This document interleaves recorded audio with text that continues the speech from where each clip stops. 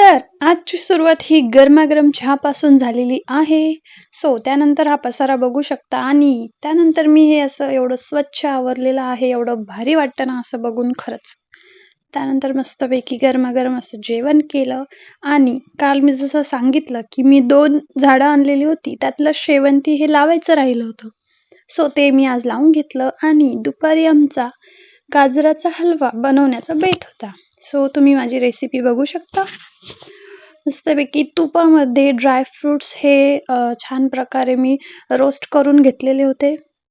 त्यानंतर गाजर किसून घेतलेलं होतं ते टाकलं, दूध टाकलं, त्यानंतर मस्तपैकी खूप सारे ड्रायफ्रुट्स टाकले आणि जॅगरी टाकून मस्तपैकी गाजराचा हलवा खाल्ला. एकदम भारी झाला होता.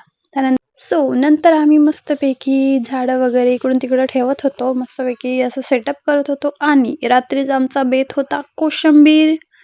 खूप सुंदर झाली होती. मी बनवली होती बाय द वे आणि खिचडी. प्रत्येक घरात हा बेत असतो. एकदम भारी खिचडी आणि कोशिंबीर एक नंबर. त्यानंतर आज आलेली होती माझी दीदी, आशू दीदी. खूप मज्जा केली आणि असा होता आमचा दिवस.